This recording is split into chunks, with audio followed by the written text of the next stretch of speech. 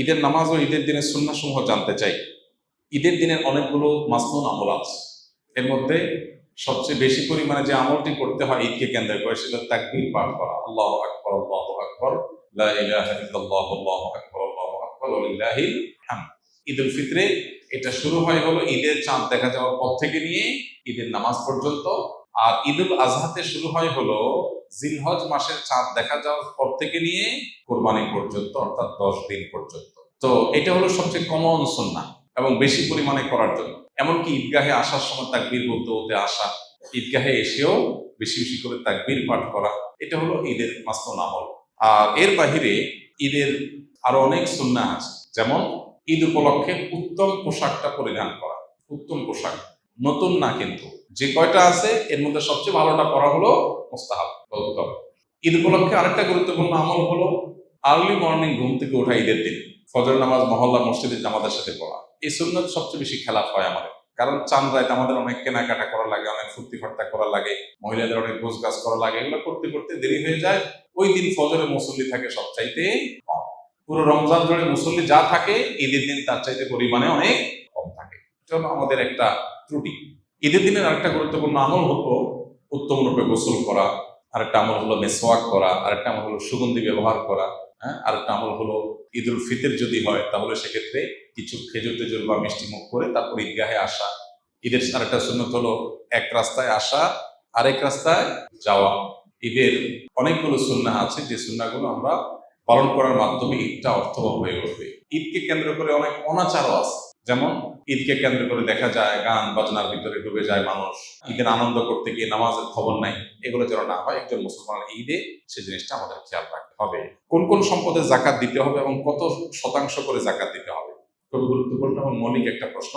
কয়েক ধরনের সম্পদের জাকাত দিতে হবে। নাম্বার 1, স্বর্ণ রূপা, নগদ টাকা এবং বাণিজ্যিক পণ্য, অর্থাৎ যে পণ্য কেনা হয়েছে বেচার উদ্দেশ্যে, এরকম পণ্য, যেমন দোকানের মালামাল, যে সমস্ত জিনিস আপনি কিনছেন দোকানে হোক আর বা গোডাউনে হোক আর অন্য কিছু হোক, এমনকি ল্যান্ডের বিজনেস করেন আপনি, অনেক ল্যান্ড আপনি কিনে রেখেছেন, কেন?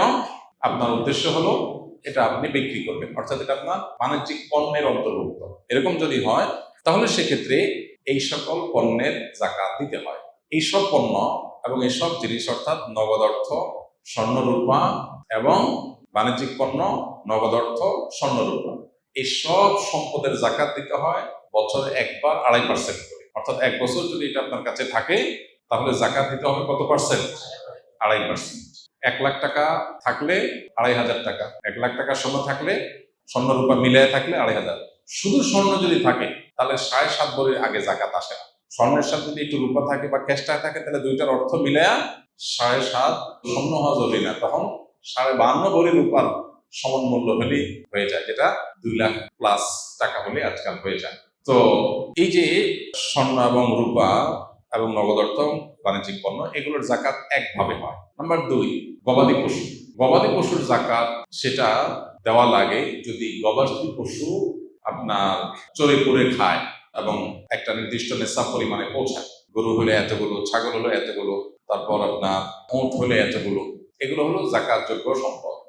মোরগ অথবা হাঁস, এগুলো জাকাতযোগ্য পশু না।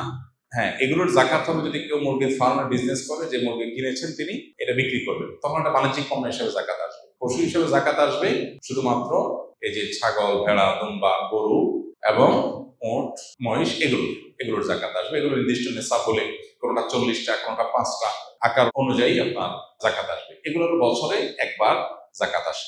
তৃতীয় জাকাতের আরেকটা পণ্য হলো কৃষিজাত পণ্য। কৃষিজাত পণ্য যে সমস্ত ফসল আমরা করি, এই ফসলগুলোর জাকাত দিতে হয়। ফসলের জাকাতের নেশাব হলো 17 মণ। 17 মণ, 5 ওয়াসাক, মূলত 5 ওয়াসাক হিসাব করলে 17 মণ হয়। এই হিসাবে কিছুটা ভিন্নতর মত আছে, বাকিটা প্রসিদ্ধ মোটামুটি গ্রহণযোগ্য যে 17 মণ যদি হয়ে যায় তাহলে সেখানে আপনার যদি আকাশের বৃষ্টির পানি থেকে হয়ে যায়, প্রাকৃতিক পানি থেকে হয়ে যায়, আলাদা পানি সেচন করা না লাগে, তাহলে সেক্ষেত্রে 100 ভাগের 10 ভাগ, 10%। আর যদি এটা পানি সেচন করে চাষাবাদ করতে হয় তাহলে সেক্ষেত্রে 100 ভাগের 5 ভাগ। অর্থাৎ আমাদের দেশে যে ফসল হয় এগুলো প্রায় সবগুলোই নিজস্ব সেচ সিস্টেমের মাধ্যমে করতে হয়, অটোমেটিক হয়ে যায় এরকম জিনিস নাই, খুব কম। তো নিজস্ব পানি সেচন বা সেচ সিস্টেমের মাধ্যমে যেগুলো করা লাগে এগুলো সবগুলো প্রতি 100 কেজিতে 5 কেজি খাদ্যশস্য গরিব দুঃখীদেরকে দান করে দিতে হবে। এটার সাথে বছরের সম্পর্ক নাই, এটা হলো যতবার ফসল উঠবে ততবার জাকাত আসবে। এ হলো মোটামুটি জাকাতের ব্যাপার, যে যে সমস্ত সম্পদে জাকাত হয় এবং কত পার্সেন্ট করে জাকাত হয়। আমি একজন জেনারেল কোরআনের শানে নজরুল ও সংক্ষিপ্ত ব্যাখ্যা জানা ও বোঝার জন্য কোন কিতাবটি সংরক্ষণ করলে ভালো হয় দয়া করে জানাবেন। অনেকগুলো তাফসির আছে, আপনি যদি বিস্তারিত জানতে চান তাহলে সেক্ষেত্রে তাফসির ইবনে কাসির আছে, তাফসির মাআরিফ কোরআন আছে। আর যদি খুব সংক্ষেপে আকারে জানতে চান তাহলে ইবনে কাসিরের অনেকগুলো সংক্ষিপ্ত ভাষণ আছে, মাআরিফ কোরআনের সংক্ষিপ্ত ভাষণ আছে। তারপরে আমাদের অনেক ওলামা ইকরাম তাওজিহুল কোরআন আছে, তাফসির জাকারিয়া আছে, অনেকগুলো তাফসিরের কিতাব আছে। যার যেটা সহজ মনে হয় সে সেটা তার সংগ্রহে রাখতে পারেন। বরং একটা দীর্ঘ তাফসির আর একটা সংক্ষিপ্ত তাফসির থাকলে ভালো হয়। সময় অনুযায়ী দীর্ঘ তাফসিরটা সময় নিয়ে পড়ে পড়ে জীবনে একবার হলেও শেষ করা দরকার।